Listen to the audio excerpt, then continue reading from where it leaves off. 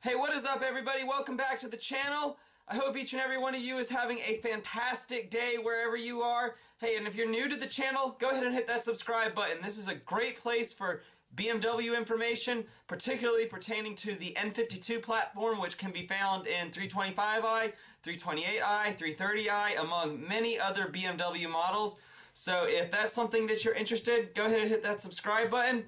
And we probably have a little bit of M54 content coming too. I've got some footage I've got to look through, but we recently did some valve cover gasket work on one, so that might be on the channel soon, depending on how that footage came out.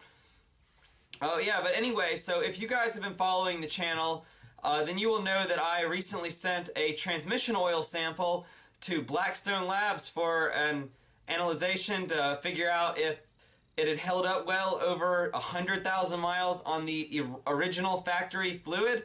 So I got the report back. I actually got it a few days ago. Let's see, it came on the 2nd, so that's 6 days ago from when I'm recording this.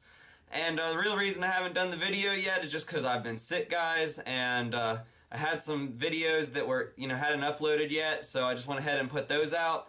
And now I'm back to making videos because I feel better now. Anyway, so let's go ahead. Let's check out this report.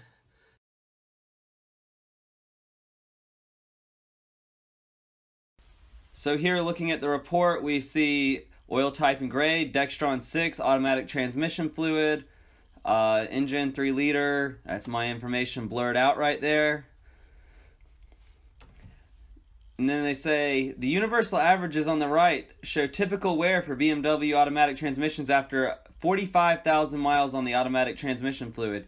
You were able to get twice the mileage out of the factory fill without causing excessive wear.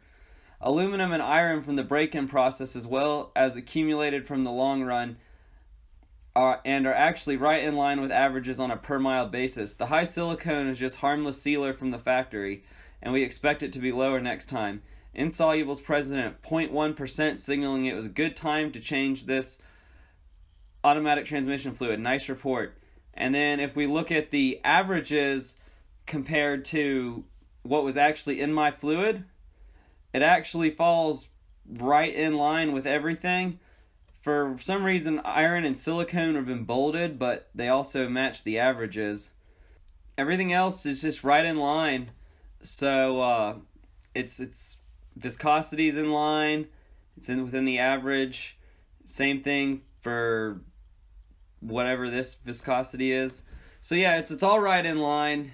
But like they said, with the insolubles, it probably was a good time to change the fluid. I think I was right in changing it. It didn't look good, the fluid. It looked like it had just seen better days. Now, judging by this report, it probably would have been fine to go a little further, but you can't be too careful with your car. You don't want to take chances with something, especially something as big as your transmission. So I feel perfectly fine knowing that I changed the fluid.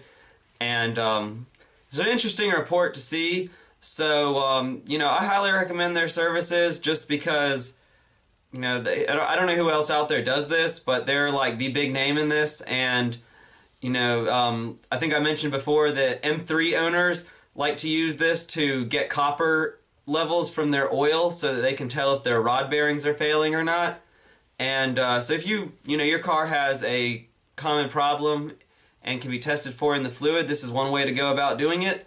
And I just did this out of curiosity.